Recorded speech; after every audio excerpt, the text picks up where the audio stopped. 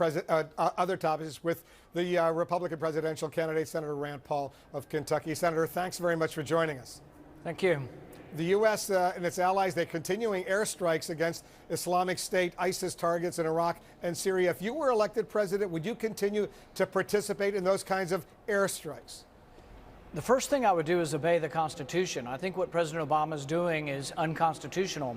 Our founding fathers were very clear that the initiation of war, the beginning of war, the declaration of war should be from the people's house, from Congress. And so even President Obama agreed with this when he ran for office in 2007, when he said no president should unilaterally go to war without the approval of Congress. He doesn't agree with that so much anymore, but that's a real problem for me. I think Congress should debate and vote on whether we go back to war in the Middle East. Would you, if you were president, would you seek such authorization?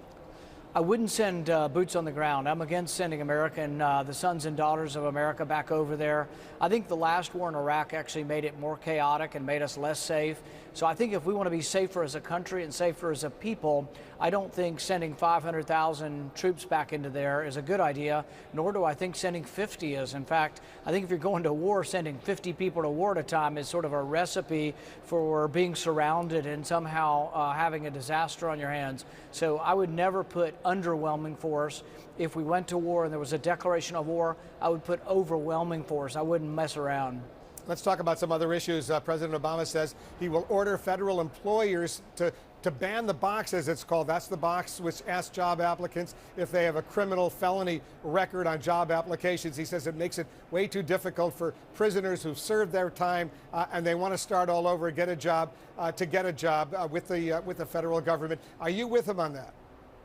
I'm with him on a lot of the criminal justice reform and on individual companies advising them to do it voluntarily. Yes, I'm for that. For the federal government doing it, mostly yes. I think there can always be exceptions to every rule. Obviously, federal child care and things like that, there have to be more stringent rules on who can be hired. But I think a guy who smoked pot or sold marijuana when they were 20 years old deserves a second chance. And so I'm a big believer in second chances. And I think that if we want people to be employed and not back in the drug trade, we should allow their records to be expunged and go away, give them a second chance, particularly if we're talking about nonviolent crime. Did the president do the right thing, releasing several thousand prisoners who had nonviolent records, serving long terms largely for drug sales or drug use, drug abuse, or whatever? Or do you agree with Bill Bratton, the New York City Police Commissioner, that releasing all these prisoners poses a danger to the public? No, I generally favor it. I don't want to say I know every instance of everyone that got released because I don't want to be responsible for that because I haven't looked at their records. But in general, yes, I think they should be. Many of these people are minorities, African Americans, who got sentences sometimes 2, 3, 4, 5 times longer than their white counterparts because there's a disparity in sentencing between crack cocaine and powder cocaine. There's some people in our prisons who are black primarily, who were given sentences of 10 and 15 years, whereas a white kid that was going to college and using powder cocaine got 6 months of probation. That's still not fair, and the fact that the president is correcting some of that, I commend him and would support that. I don't want to support every individual instance because I haven't had time to look at every file to make sure it was a correct decision. Your friend, Republican Senator Mike Lee of Utah, he posted a viral video of you doing that filibuster the other night, trying to stop the budget deal from going through. You failed because the final vote was 64-35. You need 60 to break that filibuster. But just explain, what would you have done with all those debts that the U.S. has accumulated? Would the U.S. have defaulted on those debts, potentially undermining America's credit rating, which would have cost the American public a lot? One of the things that's extraordinary that I still don't completely understand about the internet is that, I filibustered raising the debt ceiling. My friend Senator Lee put up a snippet of that, and 21 million people saw this snippet. This is more people than watched the last Republican debate, so it's fascinating to me that you can stand up, make your stand at 2 in the morning when no regular news coverage covered me at all, and yet 21 million people saw this. If I were in charge, I wouldn't raise the debt ceiling. That means we'd balance our budget. We would have to spend what comes in. We have about $250 billion that comes in every month. Our interest payment ranges between $30 and about $60 billion a month. We always have plenty of money for interest. There's no reason to default.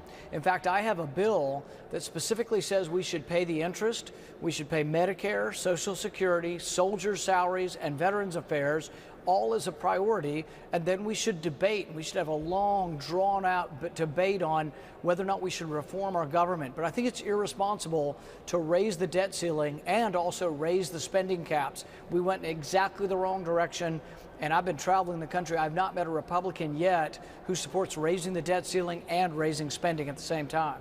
24 million people saw the last Republican debate that was on CNN. 25 million saw the first Republican debate. So your 21 million that saw your viral video is close, but it's not more than saw the Republican debates. Just wanted to We're still working on it. Maybe we'll get there. We'll see. Maybe you'll get there if you keep going to take a look at that video. I'm sure after this interview, more people will take a closer look at that as well. Ben Carson is now ahead, at least in the second national poll, of Donald Trump. This new NBC Wall Street Journal poll shows Trump now trailing Carson by 6 points. Marco Rubio's in third, Ted Cruz, Jeb Bush, all in single digits. You're down there, but you're struggling right now. Why are you still struggling? You know, I think it's still early, believe it or not. We've been talking about this for a year or more, but it's still pretty early in the decision-making process. Every one of the polls that you have cited, 2/3 of the people are undecided. And then the pollster says, well, no, who are you leaning towards? So it's still a poll of leaners among undecided voters. It will crystallize in January. If I'm here in the third week in January, we'll be worried. But we still think there's a great deal of movement to have. I think many Republicans don't believe that Ben Carson or Donald Trump will ultimately be the nominee. So we still think there'll be a reshuffling of the deck. We have a lot of support among students and a lot of support among independents. We don't think they show up, or we think they're underrepresented in these polls, because I've yet to meet a college kid that ever answered a presidential poll. So we think we still have a chance. We're working very hard with students.